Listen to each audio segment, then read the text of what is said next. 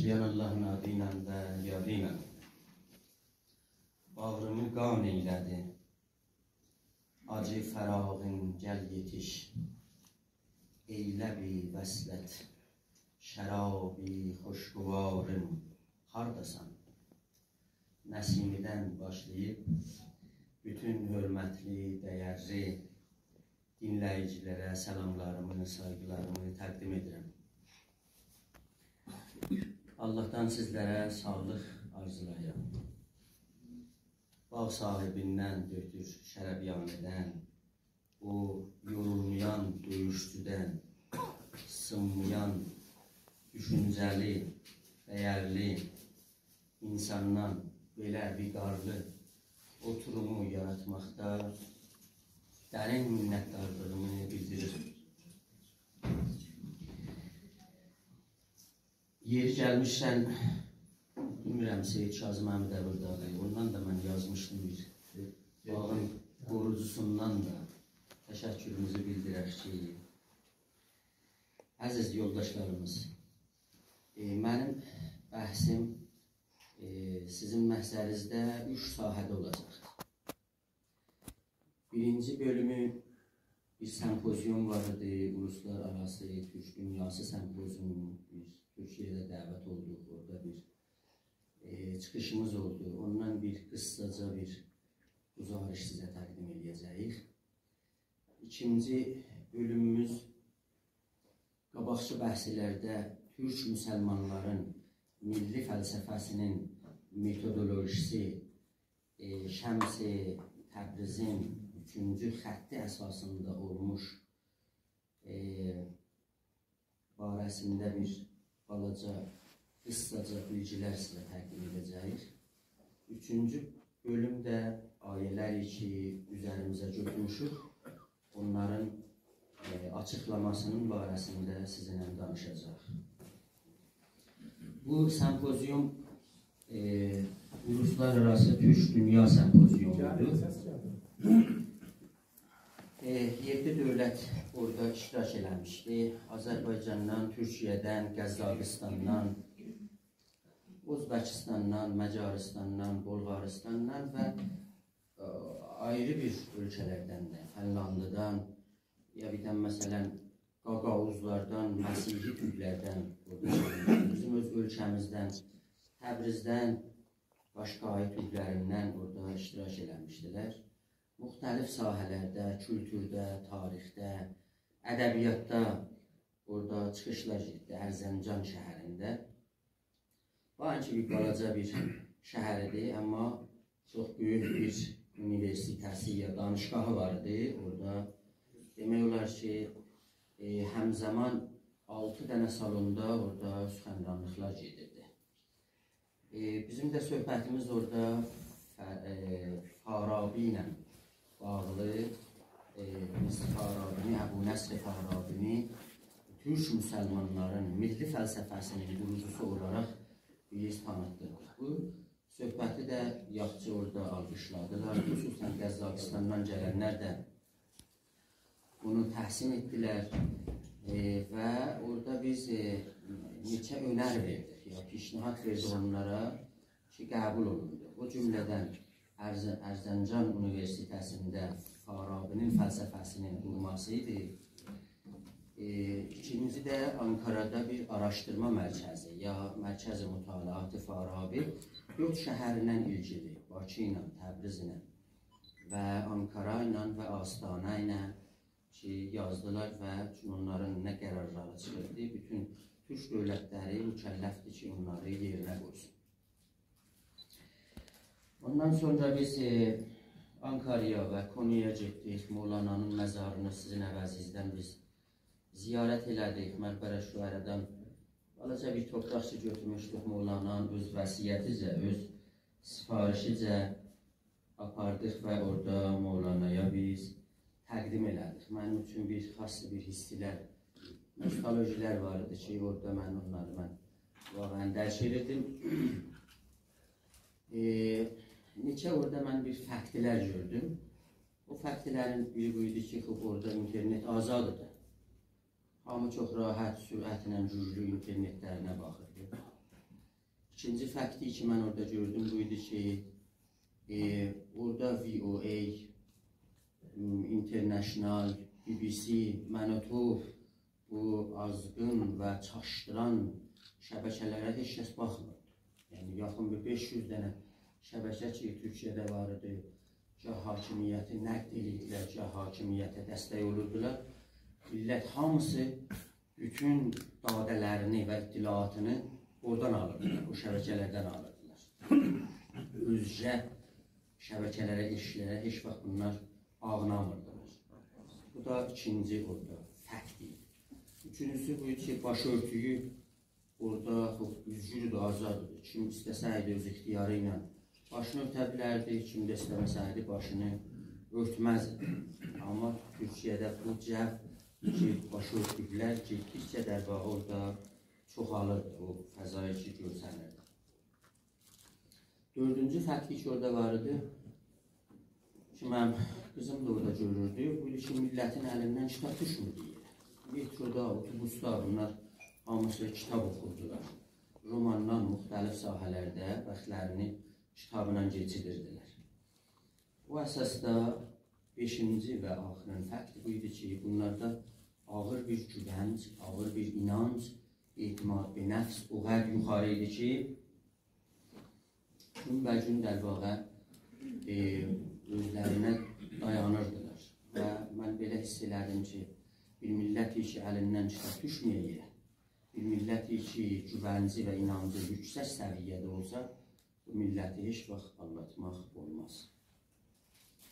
Amma orada da bir neçə razılıq var idi. Orada şubiyənin orada da sızması, ağlaması var idi və gələcəkdə Türkiyə bir İslami milli hakimiyyət olaraq Ələvilər, solçular və laiklər orada bir şubiyənin ağır bir budağı olaraq elə həmçinin bu hakimiyyətə bir dənə təhdid sayılırdı. Niyə ki, Ələvilərin özlərinə görə xassi bir inancıları var. Onlar bilirsiniz, namaz qılmazlar, deyərlər ki, Həzrət Əlini namaz qılanda vurublar. Məscidə getməzlər, deyərlər Həzrət Əlini məsciddə vurublar. Oruç tutmazlar, deyərlər ki, Həzrət Əlini oruçluqda vurublar. Ona görə belə müsəlmançılıq olmaz. Yəni, orada da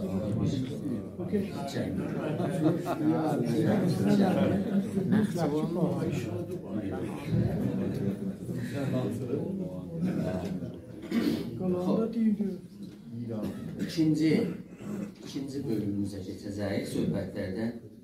Çox xoşuram ki, sözün önünü Şəms divanından bir qəzəl ilə, Təbriz ilə bağlı, Təbrizə yenidən baxmağına, Təbriz məktəbini yenidən tanıtdırmağına təbərrüşləndirəm. دیده حاصل کن دلا آنگه ببین تبریز را بی بصیرت کی توان دیدن چنین تبریز را ای könül göz hasil et sonra cavan Təbrizə bax aç bəsirət gözlərin yatma oyan Təbrizə bax هرچه بر افلاک روحانی است از بهر شرف می نهد بر خاک پنهانی جبین تبریز را عز و شأن almaq üçün əflak ruhani hamı sürtəcək toprağına əlin inan Təbrizə bax پانهادی بر فلک از کبر و نخوت بیدرنگ گر به چشم سر بدیدستی زمین تبریز را گخما kibriyle ayaq bas yeddi əflakə əyər görsən əqlin gözləyir bir zaman Təbrizə bax ruh heyvani تو را عقل شبکوری دگر با همین دیده دلا بینی همین Təbriz را ruh heyvani əsir etsə yarımçıq əqlevi saf ürəklə ey könül جوهرفشان تبریزه باخ تو اگر اوصاف خواهی هست فردوس برین از صفا و نور سربنده چمین Təbriz ra. Vəsfin istərsən əgər cənnətdir, rizvandır bu şəhər.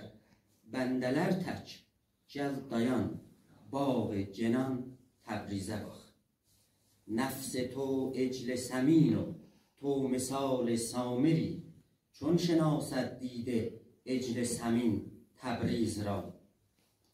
Nefsin o ecl səmindir. Ecl səmin həman o köh bizov şişman der vaqa inək Quranda da gəlib. Samiri təksən özün. Həzrəti Musa zamanı o qızıldan bizov düzəldən, xalqı aldadan Samiri onu gətirir burada. نفس تو عجل سمین تو مثال سامری چون شناسد دیده عجل سمین تبریز را. Gözləri ecl səmini tanıyan Təbrizə bax. همچو دریایی است تبریز از جواهر و از درر چشم در ناید 200 در ثمین تبریز را. Min cevahir, min bir inci vardı, bəhrində onun min nişanları olan, sən bir nişan Təbrizə bax. Çon həmi ruhaniyan ruh qudsi acizənd, çon bedani to bedin ray rəzin Təbriz ra. Burada qudsu ruhlar aciz qalıblar hamısı.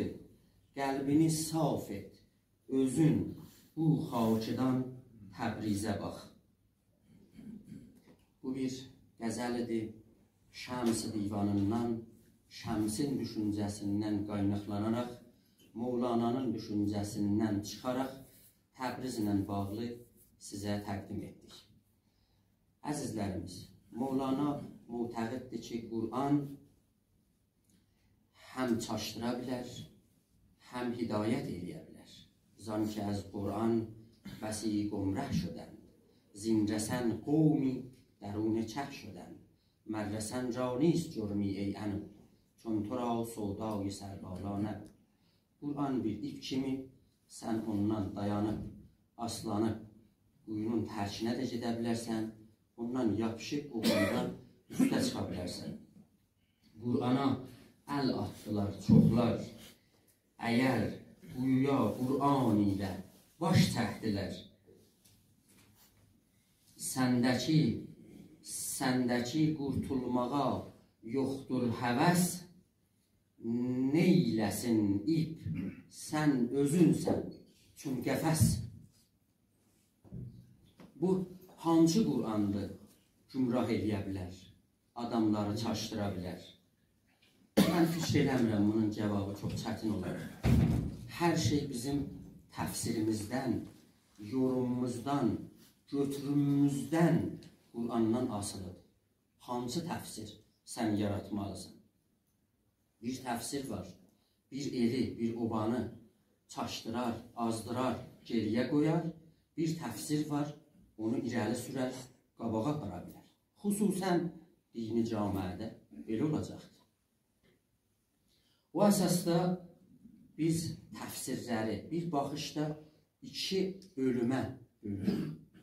Biri şubiyə təfsiridir, şubiyə yaraldan bir təfsirdir. İkincisi qeyri-şubiyə təfsirdir. Əlbət bunların içində özlərinə görə fərqli çeşidləri vardır. Amma hər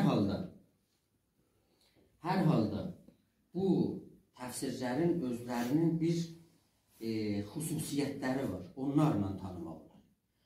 Şubiyə təfsiri məqsəd bu təfsirdən ümumiyyətdə Farsi, Məcusi, oliqarşi, Hindi, masonik, səlibi düşüncələrdən, qərb dünyasından ki orada Məsihiyyəti milliləşdiriblər, fəlsəfələri ilə yayıblar, şərq dünyasına gətiriblər. Ümumiyyətdə o təfsir bizim məddi nəzərimizdir. Təfsiri şubidən. O təfsir demək olar ki bir təfrəqə salan təfsirdir. Müsəlmanların içində